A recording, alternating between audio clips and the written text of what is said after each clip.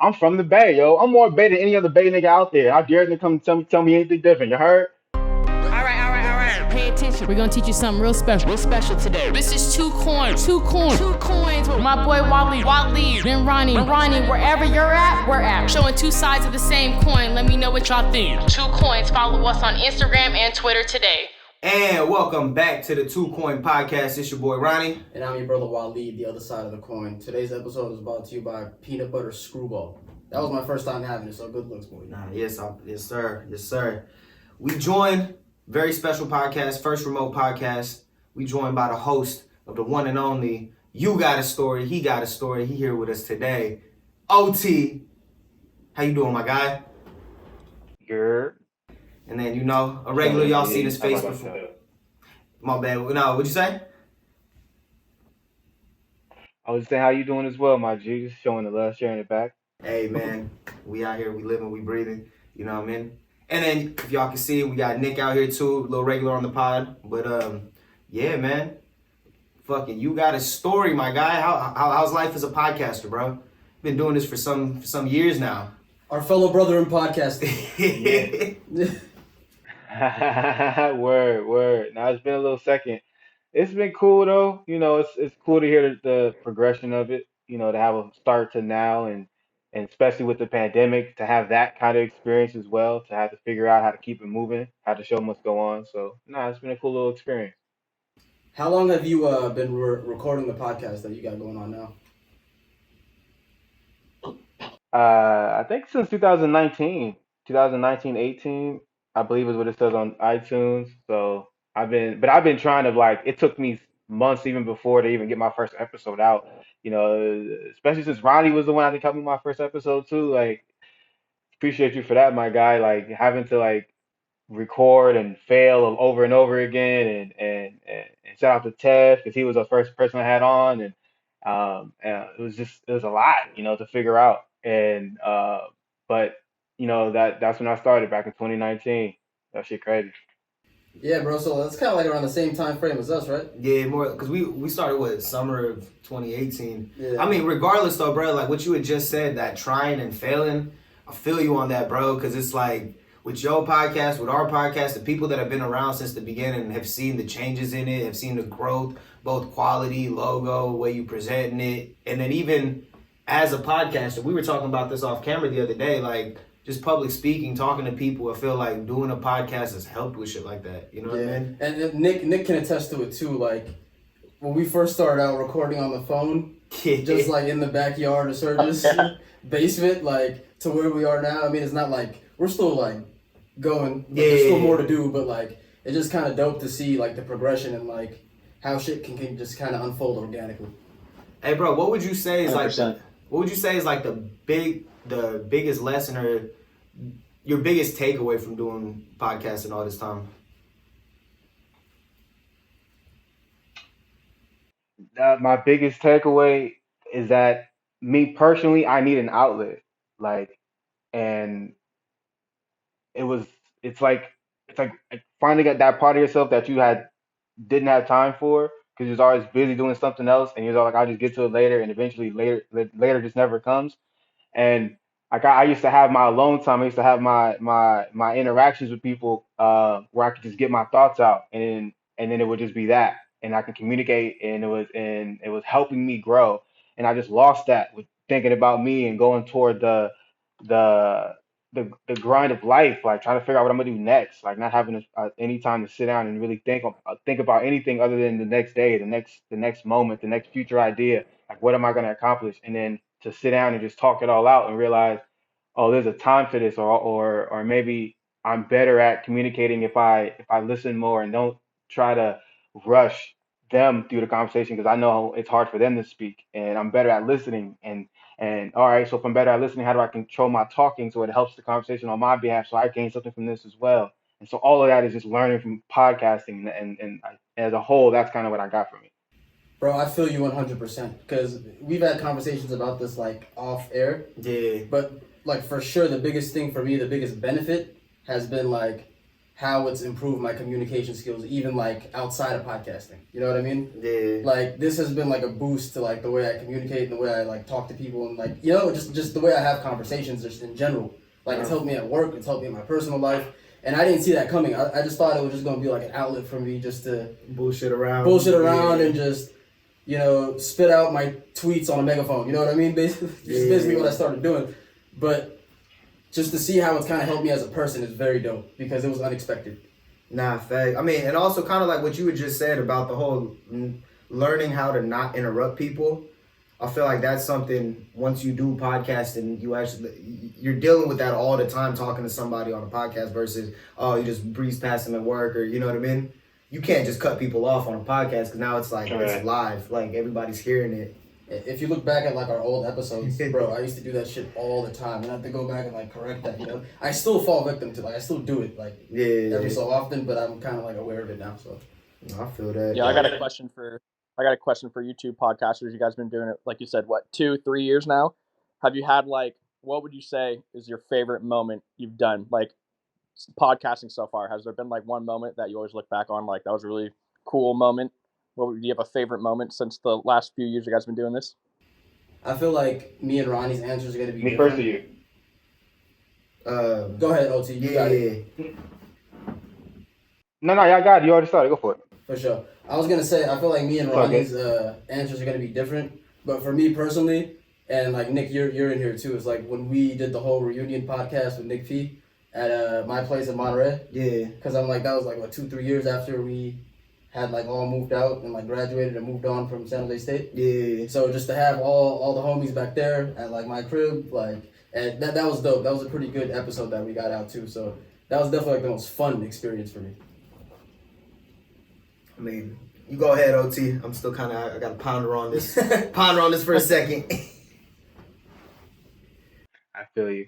I guess for me, like it's I can't think of like one moment that was like, damn, like it was just highlights for me.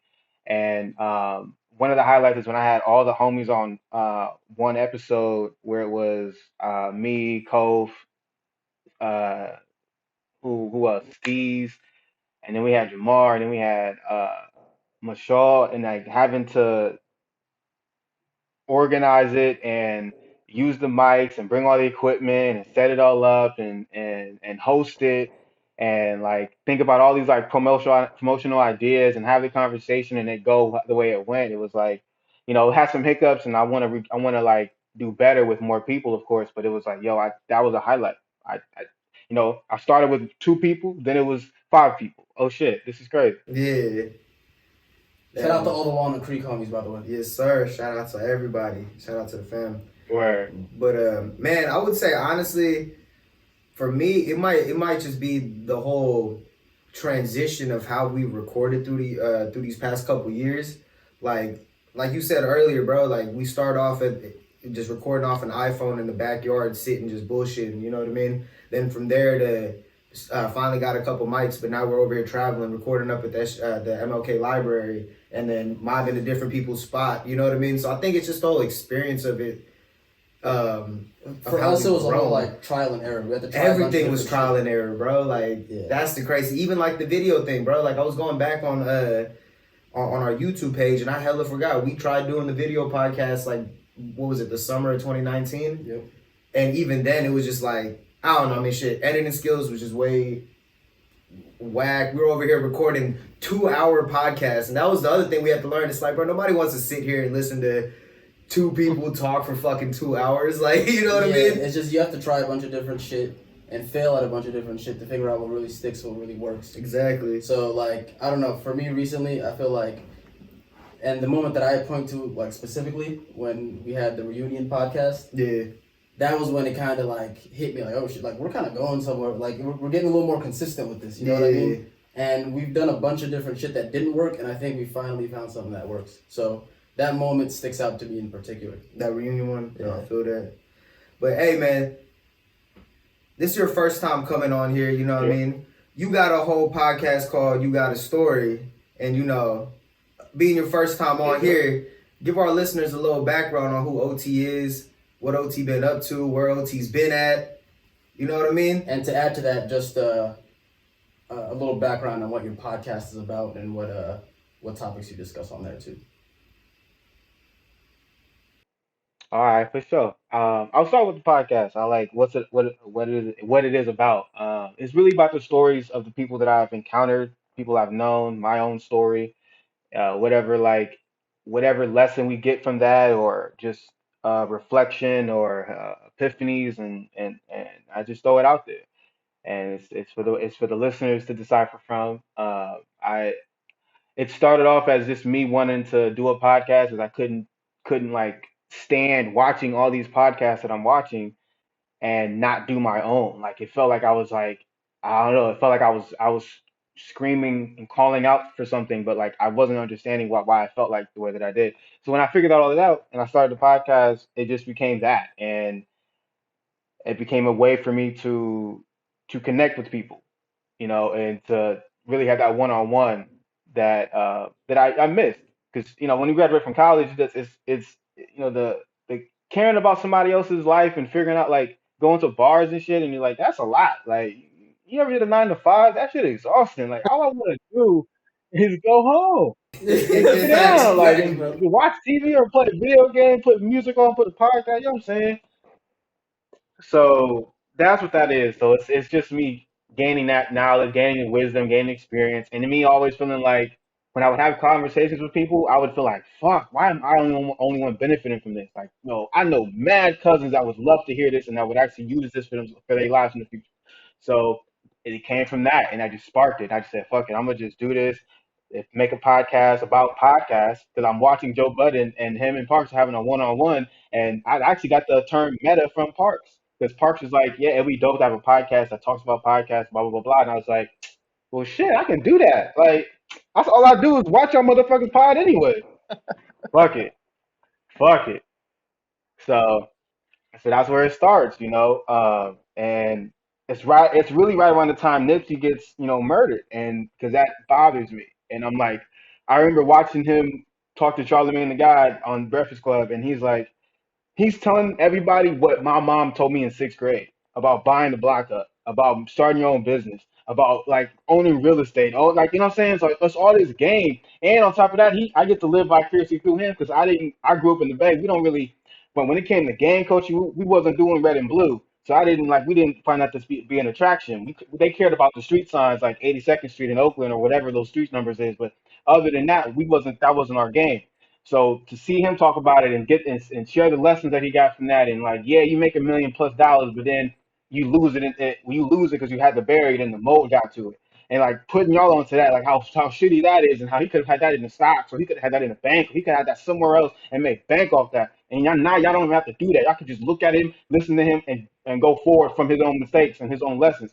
And so when he got hit, that fucked with me. I was like, nah, bro. I gotta keep sending the message out. I gotta keep letting him know he's right about this. I know this is an unfortunate situation, but y'all gotta keep going, bro. Because if y'all stop and let the tremendous loss of this take heed and take root, bro, we'll never get out, bro. We'll always think we gotta stay where we at, and that's bullshit. So now to continue on, my fault. To continue on with the who I am, to who I am, I'm OT. I'm from the Bay, and when I say that, people like, they always want to say what city, what Walnut Creek, Oakland, Pittsburgh, at Fairfield. But yo, I've been in all those places. I've learned from all those kids. I'm from the Bay, yo. I'm more Bay than any other Bay nigga out there. I dare to come tell me anything different. You heard? And the beauty of me too is I also got ties in other places of the country, you know what I'm saying, of this country, of the US, like North Carolina. I got people up in New York. I got people in Florida. So I know a little bit of people in Texas, but I don't know if they're still out there because Texas did the bullshit. But other than that, I'm an overall just type of nigga, bro. Like I just got so much to say, bro. You gotta stop me, otherwise I just keep going, bro. I don't ever want to shut up. It's good, bro. One thing I want to ask you about. I know, like obviously, I've heard your podcast. You know what I mean. You actually get in depth with a lot of, just different family stories, this and that. The one thing, knowing you, I remember you was out in New York for a minute, and being out on the East Coast. Fucking Waleed, he spent some time out in Harlem in his early days. So one thing I wanted to ask, like, what's the difference as far as because y'all experience it at two different stages in life, but just like culturally, socially, East Coast, West Coast culture. I'll let you go first, OT. Truthfully, yo, and the West Coast, they're not like they might come at me later in life for this, but to me, it always felt more honest and more realer in the East Coast. Yeah. It always felt like, you know what I mean? Like it's literally too cold to bullshit, bro.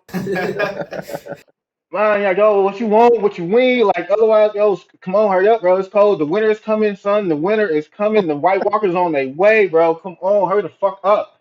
You gotta respect that, yo. Everybody's always in a rush You out gotta there. respect that. Yeah. Man, why you think that is though? Like, And I the mean, obviously I people, get you on and the it's code, but like, why you think people are always why, moving like that? Because LA and New York, as far as population and amount of people and, you know what I mean, lifestyle, is two bustling cities, but The vibe is different. yeah, that's like, well, truth, bro, cold bring you together. Like if we you out there and it's snowing, you still want to hang out with motherfuckers. So y'all one of y'all know a place like that is open and big enough for y'all to chill and smoke and drink and hang out, play some music, and then go home about your day. And you don't want to fuck that up because then it's like which gonna go where you gonna go next week. You know what I mean? So it's like oh, it's too much love out there, and it's too cold out there not to cuddle up, not to bundle up and hang out with the people, bro. It's easy to be on your own out here in LA, bro. Who the fuck I gotta bump into? Nobody, yo. It's too hot. Get away from me. I'd say, yeah, just to add on to that, bro, I'd say, yeah, like he said, the honesty and like the straightforwardness just in general on the East Coast is different than like the day-to-day you see here on the West Coast. You know what I mean? yeah. Like, I feel like people are just more to the point, hi, bye, no small talk. And like, I feel like a lot of people here just wouldn't like that or wouldn't be like accustomed to that fast-paced style of like communication, fast-paced style of life. So I don't know. I think it just breeds more authenticity. Okay. To be honest, it's almost like the East Coast and the West Coast. And I'm speaking on a perspective of somebody who grew up there like as a child. Like I moved from there when I was 10, so I can like my perspective is limited. I can only say so much. Yeah. You know what I mean? But just based on what I've seen at school over there versus at school over here, and like the interactions that I've had with different kids and things like that. Yeah, for sure. I'd say it's definitely more fast paced. Okay. And it's almost like living in two different like countries, damn near, bro. Like Damn, like that. yeah, like everything is different on the East Coast, I'd say. And yo, to add on to your point, Waleed, bro. Another thing that people don't think about: the East Coast is super close to the South, and that's where everything like that's where people are coming from that live in New York. It's from the South. So you got people from North Carolina, that's Southern love, bro. My mom's from North Carolina, that's Southern love. Like people out there really got love for you. They assholes sometimes, everybody can be, but it's genuine love out there. They really want to take care of you out there, and they move out there and to New York and to Philadelphia, Chicago, and they bring that love with them, and you see it spreads. The problem with Cali, I think, is that's a long ass trip, bro. It fuck up your perspective by the time you get to Cali. By the time from all the way up from the East Coast, that's what I be thinking. Like, damn, it's like that long ass trip. They all separated. Nobody really staying close together. Like, I love my people in the West, but like, I got family out here as well. Shout out to the Pattersons out in the Bay Area, and some of them was even in the Black Panthers. But it's like we lost something, fam, and I don't know how to get that back. After that crack shit, we lost something, bro, and nobody want to talk about it. But we don't gotta talk about it. We can move forward. I'm just saying. No, it's just not. It's not as like tight knit, and this is not like a whole anti-West Coast like rant, but like yeah, there's definitely like there's not as much of a tight knit like family structure out here as there is on the East Coast. That was about the South, I'd say, because like to add to his point, like you got to think about it, like the drive from the Bay to LA. Yeah. Like the same distance over there on the East Coast, that would span multiple states, multiple different cultures, multiple like ways of life, Yeah. Word. I mean, even in Cali, right? We have like two fucking different cultures when you're talking like North and South, and then you go to like you have the Bay, and then you have LA, and like they share some of those cultural samities. But then you get to like those fucking dead zones, right? Like when you're driving down from the Bay to LA, and you get to like those racist fucking redneck dead zones and shit, and like California is weird, bro. It's such a big state. Like you're thinking of like New York, right? Compared to like how long and how big California is, it's a weird melting pot of like you have these super cultural cities like you have SF, you have Oakland, you have LA, and then all of a sudden you have like these super super conservative, weird spots in California too. So that's like California is different like that. Where New York, that culture is kind of. I mean, New York probably has its spots, around there where Right. there's just every place is gonna have that spot. But like, I feel like New York's culture is more bonded and they're more together on that culture. Where West Coast, obviously, we have a culture, but there's also some weird mixings of there, and it's like, yeah, it's kind of interesting when you think about the West Coast like that. It's more of a melting pot, I'd say, than the East Coast is. Hey, kind of going back to what you had brought up just a second ago, OT. You think crack fucked up the West Coast way harder than it did the East? I can't say. I don't like because I got uncles on both sides of the family, on my mom's and father's who have dabbled in that stuff.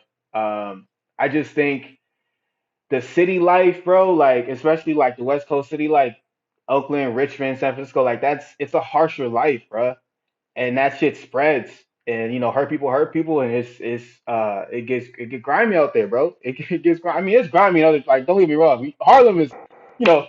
No, it's New York, Queens, Brooklyn. I'm not. It's like I know all that shit. Like you go to Rougemont, North Carolina. Like there's harsh places everywhere. But I think after crack, bro, we like I don't know. The Panthers they took a hit. Like that whole like we had pride being from them and being from that culture that come up, but like I could just see it, yo. Like the uncles, aunties, like there was no real recovery. Nobody really could do nothing to help nobody. Nobody had the money to help nobody. Nobody had the space in their house to let them stay there or nothing. Like they just on their own recovering from that life. And then when you go into the future of now, where even the kids that was affected by that trauma from having to deal with those family members and then having to go to grow up and some of them are like what 1990 baby, or I'm a 90 kid, but like 80s babies who don't really have a drive to figure it out. Like they listen to these like retirement plan people and pension plans, and they look at us like, oh fuck, we fucked up, and it's like we don't know how to help y'all because y'all didn't really teach us nothing either. A Bro, the continual cycle. Ronald Reagan era, man. Like it's crazy when I talk to like my family, who's obviously white and stuff, and like I think it's just super interesting how that shit gets so overlooked in terms of like the impact it had on a whole group of people. And like, I mean, it is what it is, right? The war on drugs was just a target against fucking minorities, more specifically black people, and like how a lot of the white population doesn't understand like the destitute that does to an entire group of people, and like how, like you're saying, like just fucks up so much of like progression and advancement and like all that. It's just the Ronald Reagan era, man. I mean, Kendrick talks about it a bunch. It's fucking huge. 80s babies. I mean, it's insane how bad that shit was and how fucking deliberate it was fucking sent out. Like it was completely deliberate in every sense of the word. And then you had like was Nixon after Ronald Reagan? I don't. I think Reagan was after Nixon. Okay.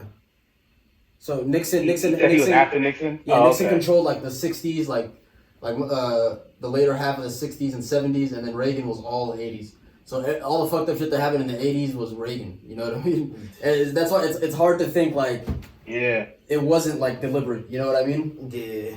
But I don't know. To answer your original question, bro, I think it hit New York like the hardest, just from like an outsider looking in type of perspective. Okay. Just because like New York has a culture of like projects, right? Like project lifestyle. Yeah. It's more like the amount of people you interact with in your neighborhood on a day-to-day basis in New York is probably more frequent than it would be here on the West Coast.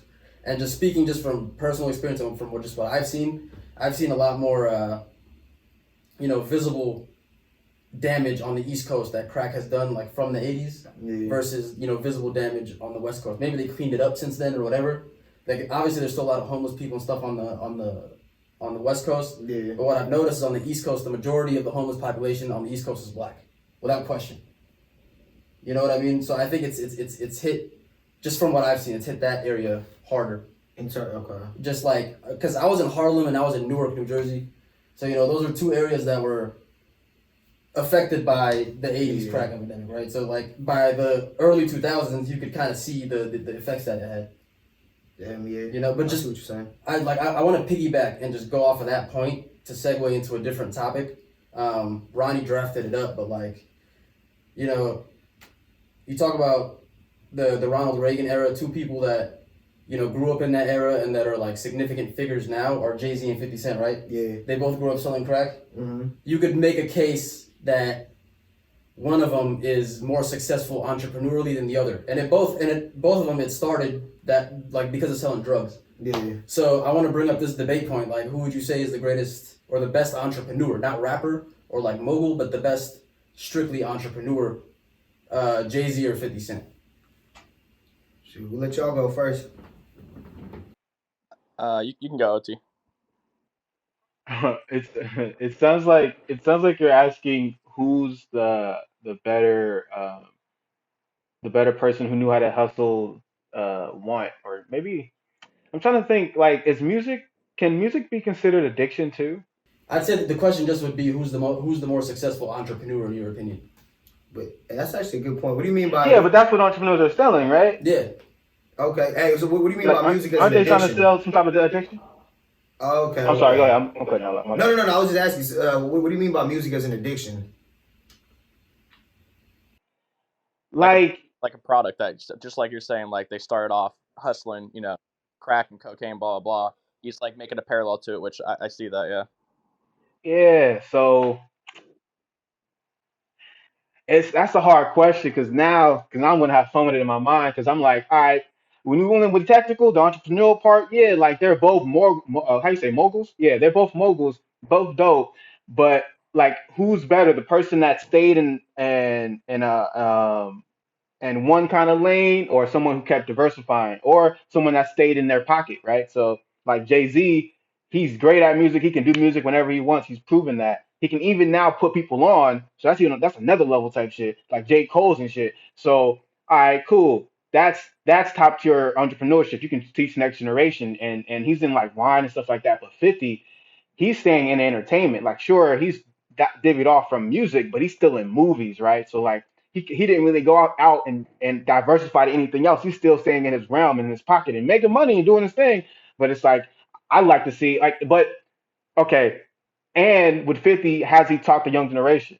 Is he just that old grandpa that's just fucking with everybody and just taking all the rewards for himself, right? Because who has he really helped beyond the game? But even him in the game, not cool after that. So like, that's an aspect I didn't even think about. Like, yeah, Jay-Z put on a lot of people. Jay-Z is like an enlightening figure to like the new generation. Like they look at him for inspiration. Whereas like 50, yes, we all recognize that he's a successful entrepreneur, but nobody really looks at him for inspiration. Like, hey, so here's where I would step in when it like as far as putting people on. Like I get you as far as the music shit. Jay has done a lot more, and like you said, J. Cole, and then you can even put Rihanna, bro. Like those are two top tier goats that all came under Jay.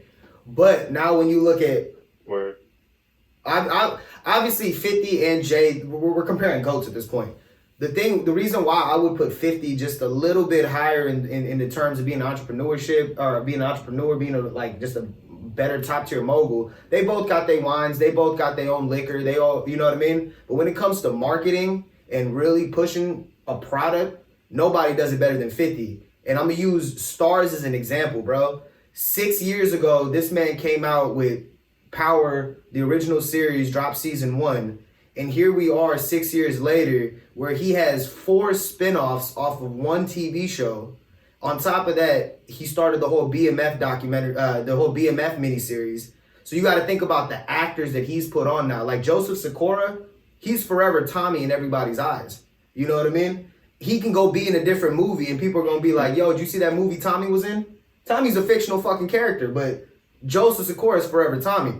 Then you look at somebody like Lil Meech, you know what I mean? 50 directed the entire, executive produced the entire BMF TV show and put on Lil Meech, like literally flew Lil Meech out to acting classes and really pushed him so that way he could have that playing his father and really like portraying something in its true essence or whatnot, you know what I mean? And then you look at how he's released all these projects, bro. One season of one show is done. Next week, the next season of the other show is starting. You know what I mean? I'd definitely say Jay-Z is probably the more savvy entrepreneur. Just because, everything... I mean, not Jay-Z, 50, sorry. 50's the more savvy entrepreneur. Only because, like, he stepped out into that other space, the TV space, and it's just kind of dominating it right now. Especially, like, for, like, people in like hip hop culture and like black culture, like he's really dominating that space and showing people how to do it. Whereas Jay-Z, everything he's benefited from an entrepreneurial perspective has all been kind of like a spin-off of music, like the streaming service. And like I don't know what else he's done really, honestly. I mean, bro, they probably both got backdoor deals that none of us fucking know. I think it depends on like what kind of like view you have on it, right? Because like what you guys are saying about 50 is totally right. Like in the entertainment business and like how he shifted that, he's way a part of that culture, and he's out there, right? His brand's out there. He knows what he's doing. Like he's a super super successful entrepreneur.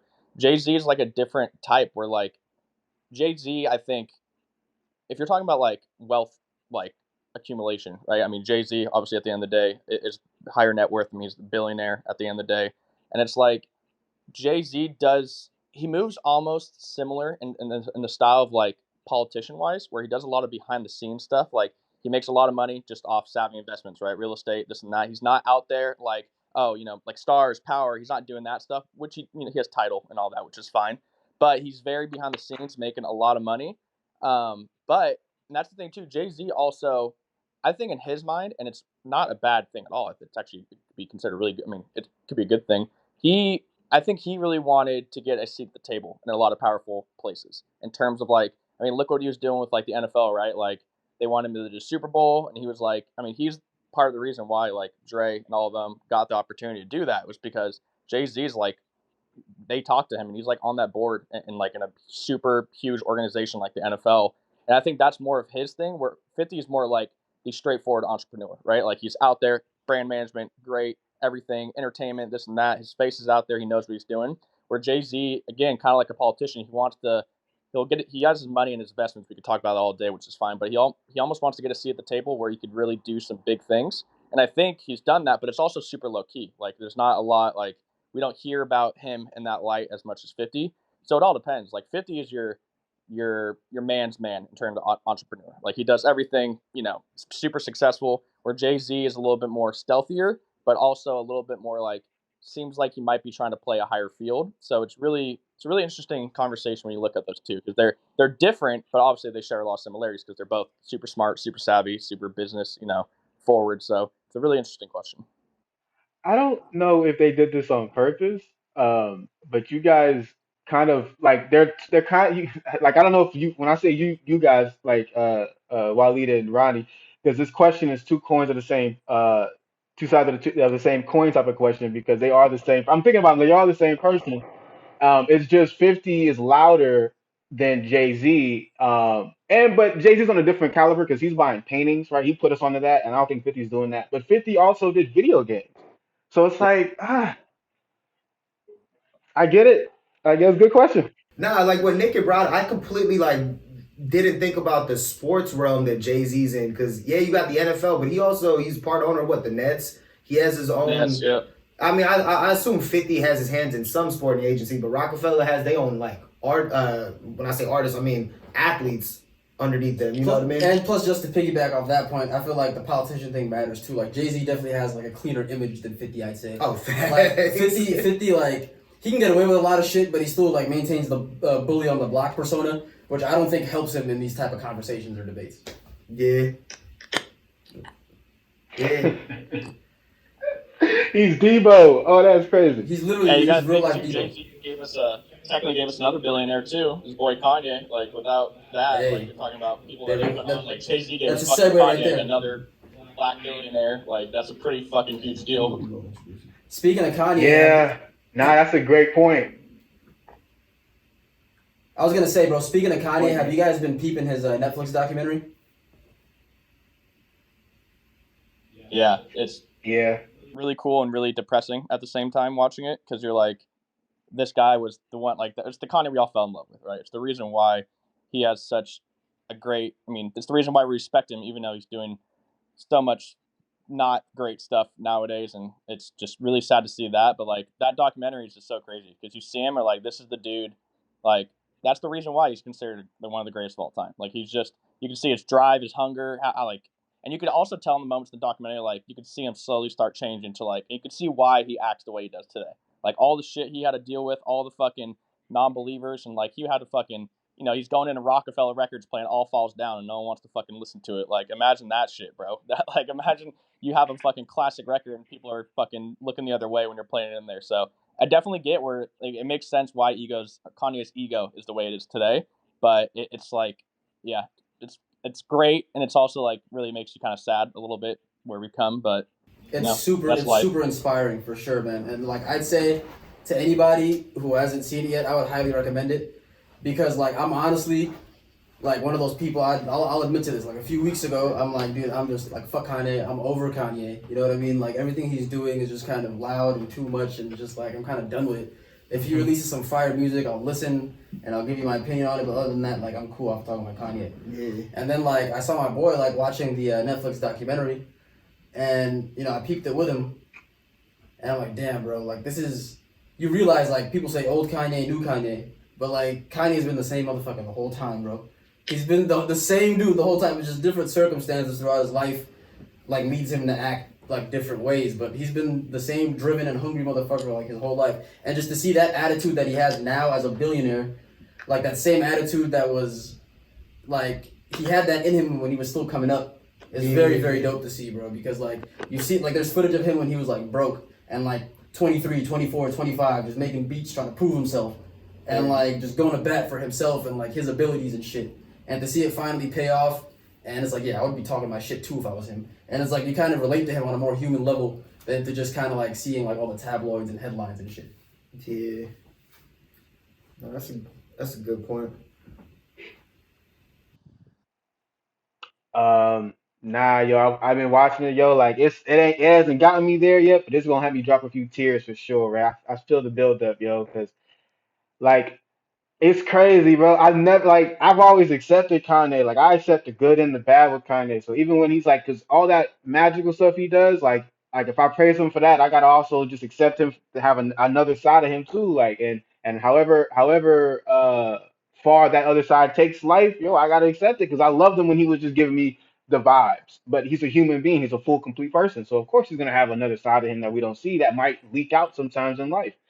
So when like and it's like I he's solidified with me. Like I will be listening to whatever he drops or whatever he puts out or whatever product he puts out at least once.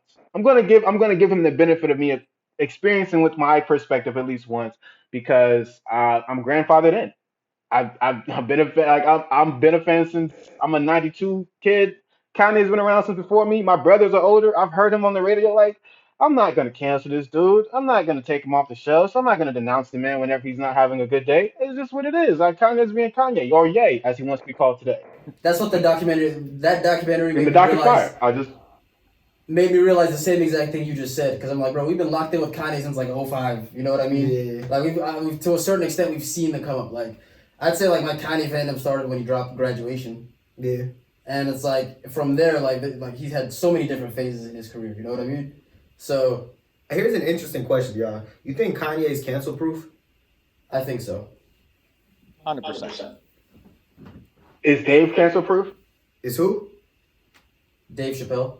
Dave yeah. Chappelle is he cancel I'd proof? say yes. Those are Yeah. two. Those are two iconic figures. I feel like when you're that iconic, At that level. you're cancel proof. You can't cancel somebody who doesn't give a fuck. Yeah. That's my reason for why Dave is cancel proof. You know what I mean?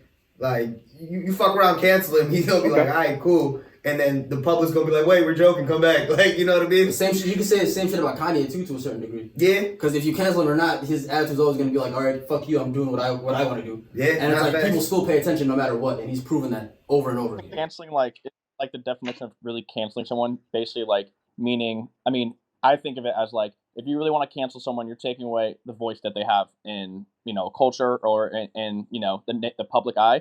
Like no one's ever gonna take away Kanye's voice. Like it doesn't matter what he does, he's still, just like we said, no matter what he does, we will tune in every time. Like every time. And that's because for us it's because we respect him so much because of everything he's given to us, he's given to the culture of hip hop, the culture just in general.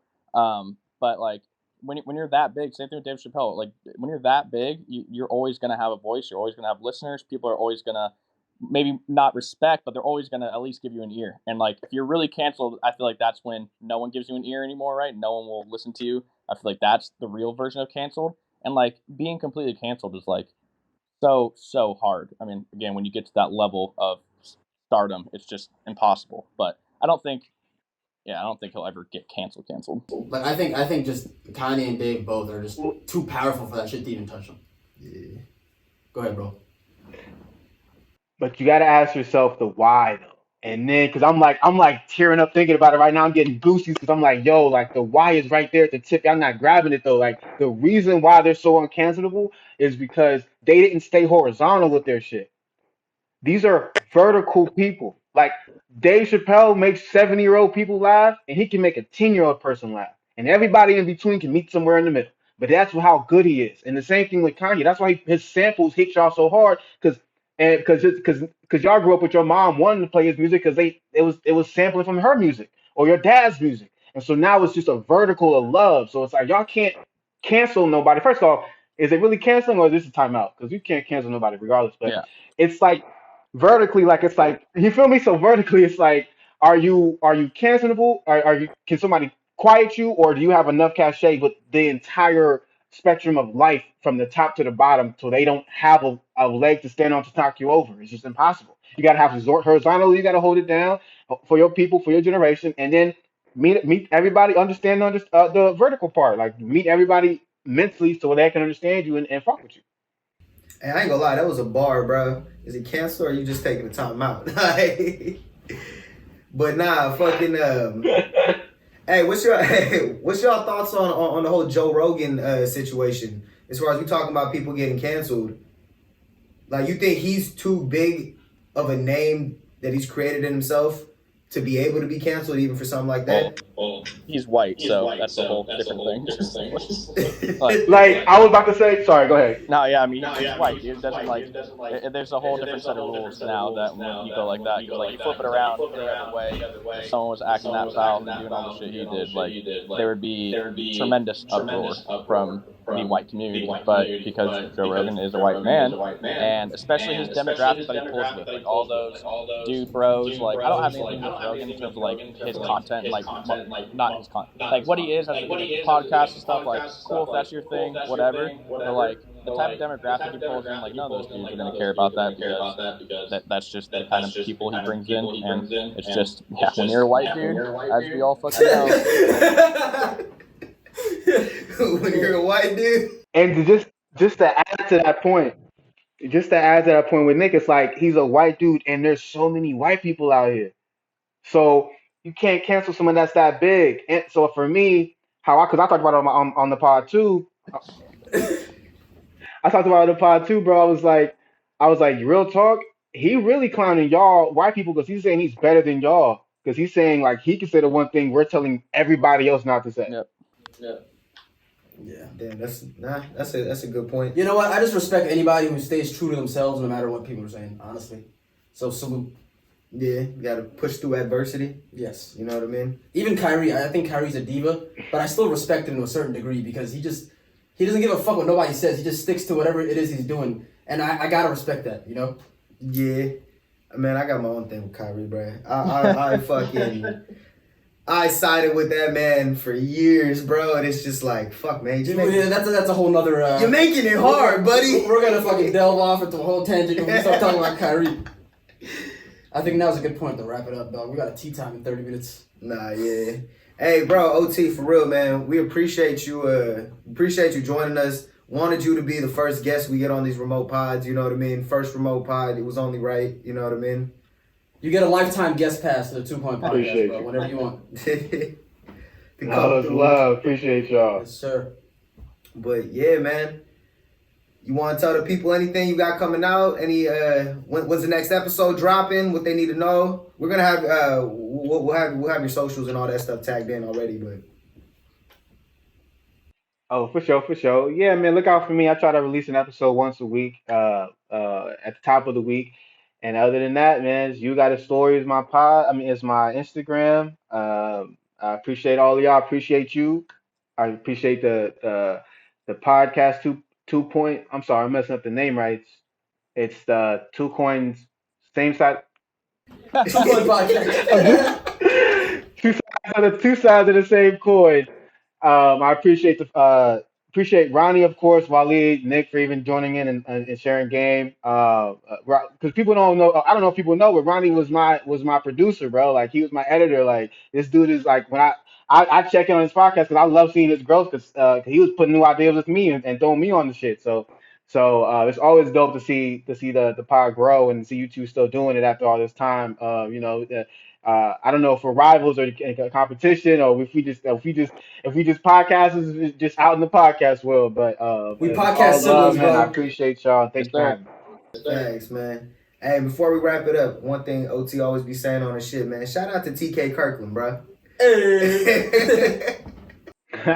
Hey, Man, I ain't gonna lie, bro. Like, peace to the motherfucking cut. bruh, like I started peeping more and more of his stuff after I kept hearing that shit on your shit. I'm like, I know him, but I never really like sat and peeped it. I'm like, yeah, I see why you giving him a shout out after every pod. Needs more exposure.